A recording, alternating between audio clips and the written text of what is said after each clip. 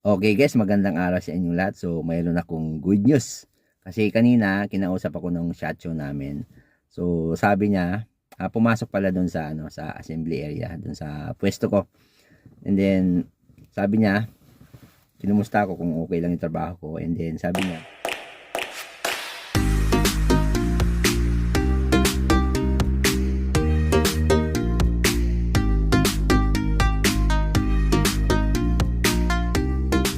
tinanong ako kung magkano daw nga ba yung sahod ko ngayon, sa ngayon.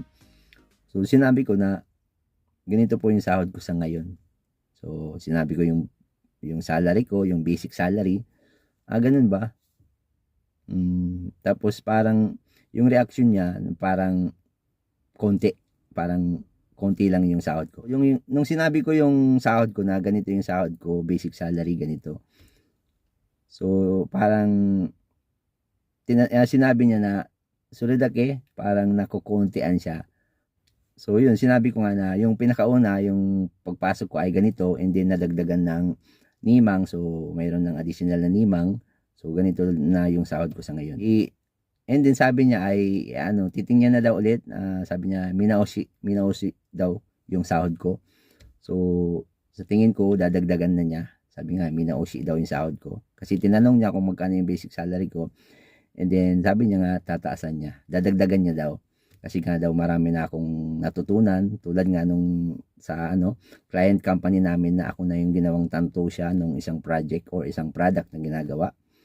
So ako pa lang yung may alam kasi doon sa product na yon. So wala pang ibang nakakaalam sa paggawa ng product na yon ng isang client namin, client company. So yun, sabi niya dadagdagan niya daw yung sahod ko. Pero hindi ko pa alam kung magkano yung idadagdag. So next month daw, kasi hindi na daw aabot ngayong month kasi malapit na yung sahuran.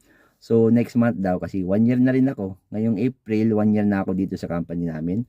So next month, so lampas 1 year na ako. So sabi niya next month daw tataasan niya na yung sahod ko. Pero di ko pa alam kung magkano yung itataas. So dati kasi last year, actually 1 year pa lang ako, and then nung first year ko, mula dun sa basic salary, and then dinagdagan niya after nung training ko ng 3 months dun sa company. First 3 months ko, after nun ay dinagdagan ng nimang dun sa basic salary ko.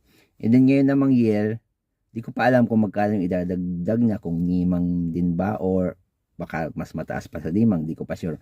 Malalaman ko yan sa sunod na sahod next month. Kasi hindi naman kasi, yung kontrata kasi namin dito ay hindi yearly, hindi monthly, hindi every 6 months. Kumbaga, continuous kasi yung contract namin dito sa company na to. Kasi Seishain na nga ako.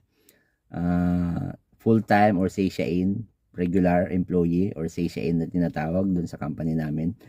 So, yung kontrata, hindi yung extend na every 6 months tulad nung dati kong company na every 6 months lang yung kontrata ko. Kasi hakin na ako doon. And then ngayon naman ay Seishain na ako. So, wala namang binibigay na panibagong kontrata kasi yung kontrata kong pinirmahan ay continuous talaga. Anong tawag doon? Indefinite yung contract. Maliban na lang kung magre-resign ako. So, kaya walang panibagong contract, walang panibagong contract na binigay na kung magkano yung sahod or additional. Malalaman ko na lang yan sa sunod na sahod ko next month kung magkano yung nadagdag doon sa basic salary ko. So, medyo excited ako na malaman kung magkano nga yung idadagdag. Sana nimang pataas yung idagdag ngayong pagtaas ng sahod. Okay guys, hanggang sa muli. Sana nagustuhan niyo yung ganitong video. Pero sa mga susunod siguro, i-reveal ko kung magkano ba talaga yung sinasahod ko dito sa Japan sa pagiging isang Seishain or full-time employee dito sa Japan sa isang company. Okay guys, hanggang sa muli. Thank you for watching. Bye-bye.